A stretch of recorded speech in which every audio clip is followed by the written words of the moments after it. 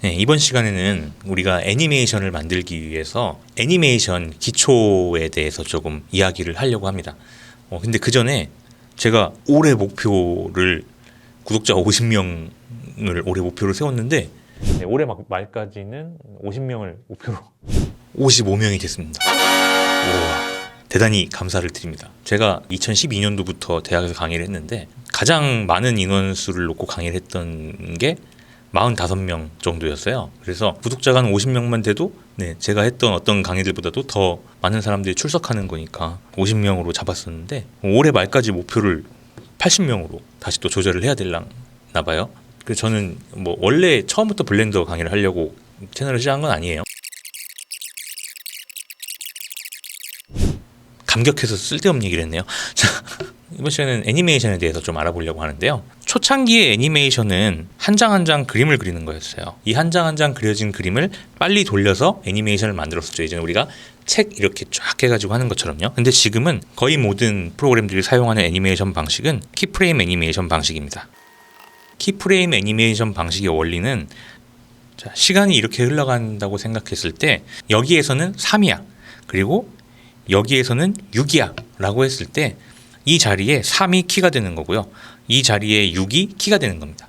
그리고 3과 6 사이에 있는 4, 5 값을 알아서 만들어주는 방식의 애니메이션을 키프레임 애니메이션 방식이라고 불러요. 굉장히 편리하죠. 그래서 지금 거의 모든 프로그램들이 애니메이션 방식을 키프레임 애니메이션 방식을 사용하고 있어요. 자, 그리고 이 키와 키 사이에 있는 이 값들을 보간이라고 합니다. 영문 버전에서는 인터폴레이션이라고 부릅니다. 그래서 이 사이를 메꾸는 것을 보간이라고 하는데요. 한번 생각해 보죠. 여기에 1이라고 하는 값이 들어가 있고 여기에 6이라고 하는 값이 들어가 있을 때 이 사이를 보간하는 방식은 2, 3, 4, 5 이 사이를 이렇게 일정한 간격으로 배치를 해서 사이를 메꿔주는 방식을 선형 혹은 리니어라고 부릅니다.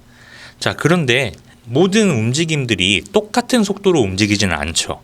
그래서 이 사이에 보관하는 방식이 2, 3, 4, 5 이런 식으로 처음에는 시간의 흐름에 따라 빠르게 증가하다가 그 다음에는 천천히 증가하는 이런 방식으로 할 수도 있고요. 혹은 처음에는 천천히 증가하다가 뒤에 가서 빠르게 증가하는 방식도 있겠죠. 자, 이런 식으로 속도의 조절을 가해지는 보관 방식을 베지어라고 부릅니다. 사실상 거의 모든 속도는 가속이거나 감속인 경우가 많이 있습니다. 자, 이거를 그래프로 한번 표현해 볼게요. 키프레임이 1초에 1이고요. 여기 5초에 10입니다. 자, 점점 속도가 빨라지는 거를 여기 표에다 표시를 해보면요. 자, 처음에는 1초에 1, 2초에 2, 3초에 3, 5, 6, 7, 8, 9. 자, 이런 식으로 뒤로 갈수록 촘촘해지겠죠. 자, 이거를 그래프에다가 한번 표현해 볼게요. 이렇게 되겠죠. 자, 이걸 선으로 이어보면 이렇게 되는 겁니다. 자, 그럼 이 모양의 그래프는 가속 그래프가 되는 거예요. 이것만 잘 기억하시면 돼요. 이 그래프가 세로 90도에 가까울수록 더 빠르게 움직이고 있는 걸 표현한다고 생각하시면 돼요. 세부적인 값은 모르더라도 여기서부터 여기까지를 조금 더 빠르게 표현하고 싶은데 라고 한다면 그 구간의 그래프를 조금 더 직각으로 세워주시면 돼요. 이 부분은 좀 느리게 하고 싶다라고 한다면 그 부분은 눕혀주시면 되는 겁니다. 만약에 그래프가 이렇게 된다면 어디가 제일 빠를까요? 요 구간이 제일 빠른 겁니다. 키프레임 애니메이션 방식에서 키와 키 사이를 메꿔주는 것을 보간, 인터폴레이션이고요. 그 다음에 이 보간하는 방식이 등속운동, 일정한 속도로 움직일 때는 리니어라고 부릅니다. 혹은 선형이죠. 그 다음에 가속 혹은 감속의 움직임을 표현할 때는 베지어라고 하는 곡선으로 표현을 하게 돼 있고요. 그 다음에 0초에서 1인데 10초에서 5예요. 근데 1, 1, 1, 1, 5가 될 수도 있겠죠. 쭉 가다가 한순간에 5로 팍 올라가는 거예요. 이런 방식을 컨스탄트라고 부릅니다. 자, 이제 한번 오브젝트를 움직이면서 그래프 에디터를 가지고 한번 표현을 해볼게요.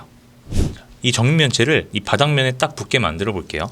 자, 여기 단축키 N을 누르게 되면 이 정육면체에 대한 정보가 나오죠. 정육면체의 길이가 2m라고 돼 있어요. 위치값을 Z축으로 1m를 올려주면 땅에 딱 붙겠죠. 2m짜리인데 절반이 땅에 파묻혀 있었으니까요. 일단 블렌더를 키면 밑에 타임라인이 이렇게 있어요. 키프레임 애니메이션 방식이니까 0초에 어디에 있었는지를 지정해줘야 되겠죠.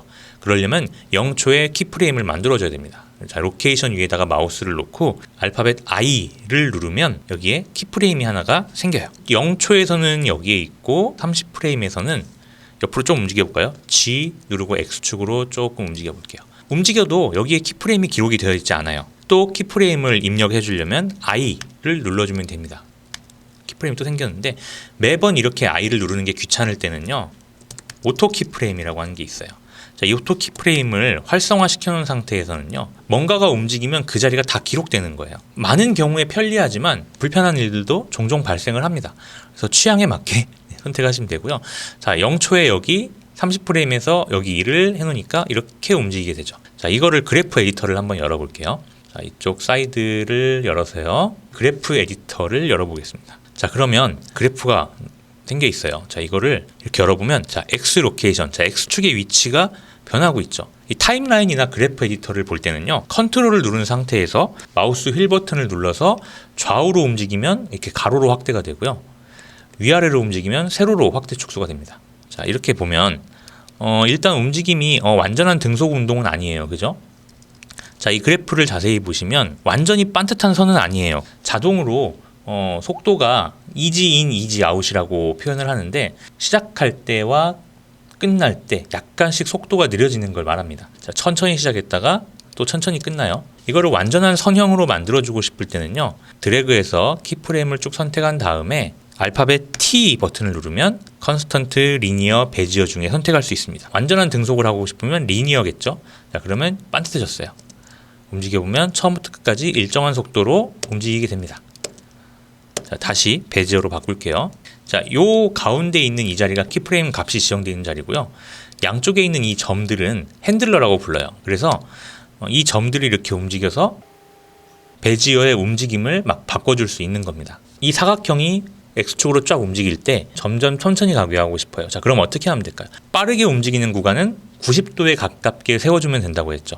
자, 그러면 자, 이쪽 키프레임 옆에 있는 핸들을 잡고 움직이는데, 지금 제 Y 값, 초록색이죠? 네, Y 로케이션 값으로 움직였네요. 잘못 움직이게 되는 경우가 생기니까요, 안 만지는 것들은 눈을 꺼주시는 게 좋아요. 자, X축만 남겨놓고 눈을 끈 다음에 처음에 빨라야 되는 구간은 90도에 가깝게 세워줘야 되겠죠. 이렇게 확인해 볼까요? 자, 이렇게 되겠죠.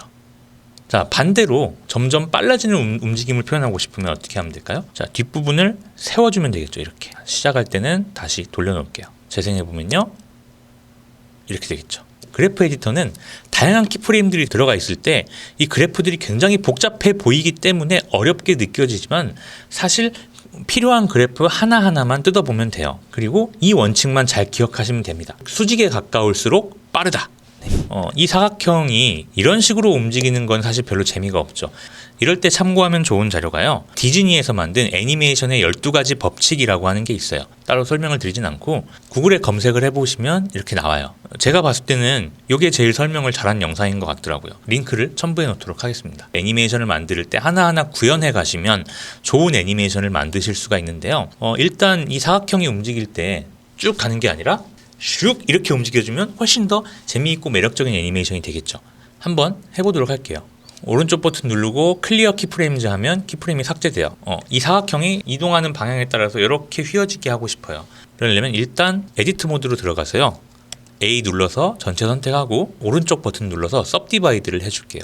सब디바이드를 2번, 3번, 5번 하겠습니다. 자, 다시 오브젝트 모드로 나와서 구부려주는 모디파이어를 사용할 거예요. 자, 모디파이어 메뉴에 들어가서 심플 디폼이라고 하는 모디파이어가 있어요. 이걸 선택해 줄게요. 이 심플 디폼이 하는 4가지 기능이 있는데, 자, 트위스트는 꽈주는 거예요. 트위스트의 기준이 X축을 기준으로 뒤틀게 돼 있어요.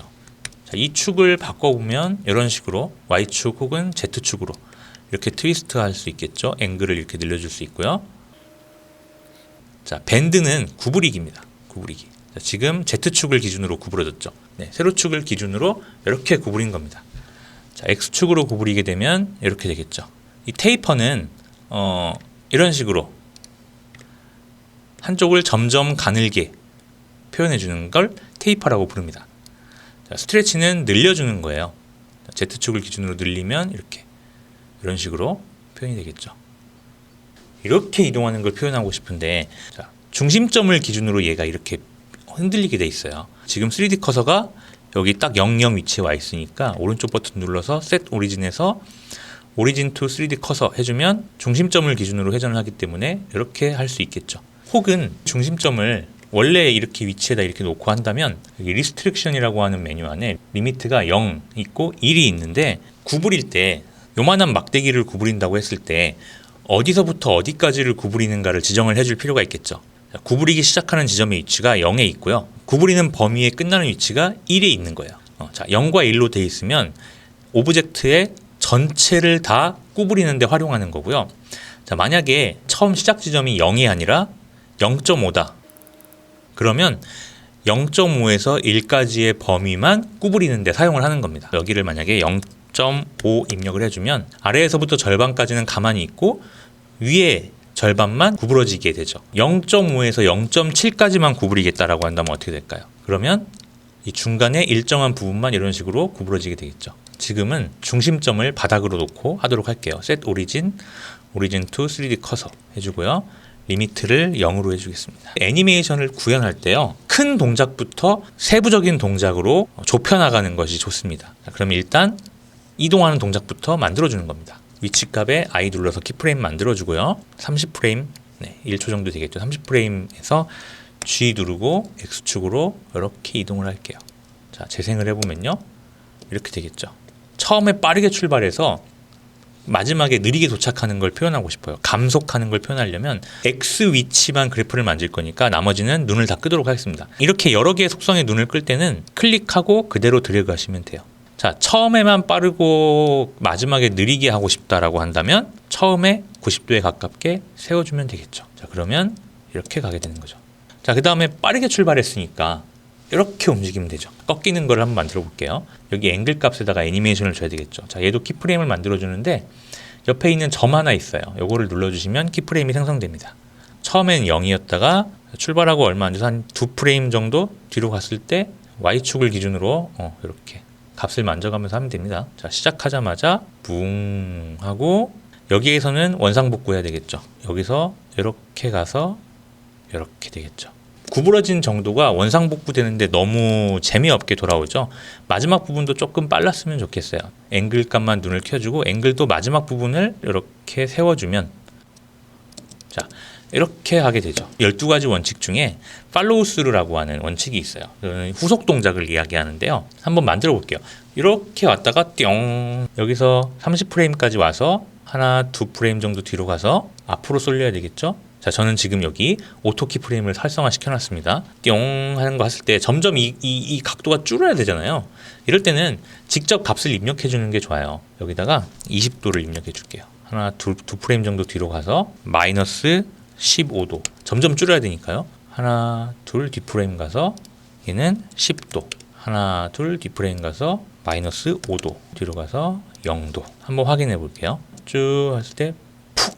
이게 왜 그러냐면 아까 그래프를 확 세워놨잖아요. 확 세우면서 여기 그래프에 핸들러가 이렇게 일어나 있어요. 그죠? 자, 이거를 줄여주면 됩니다. 줄여서 그래프의 모양을 이렇게 한번 맞춰봤고요. 한번 재생해 볼게요. 쭉, 똥 이렇게 되겠죠. 자, 오늘은 이렇게 해서 기본적인 그래프 에디터 만지는 걸 한번 연습을 해봤는데요. 여러분들께서 뭐 공이 땅에 튀기는 애니메이션이라든지요, 하늘에서 떨어져서 통통통 하고 튕기는 동작이라든지 이런 다양한 동작들을 한번 연습을 해보시면 좋을 것 같습니다. 애니메이션 기본 개념에 대해서 알아봤으니까요.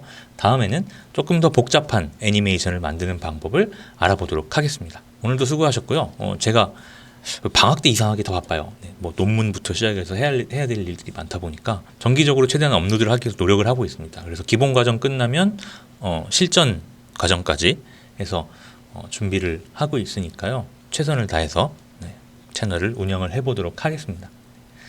감사합니다.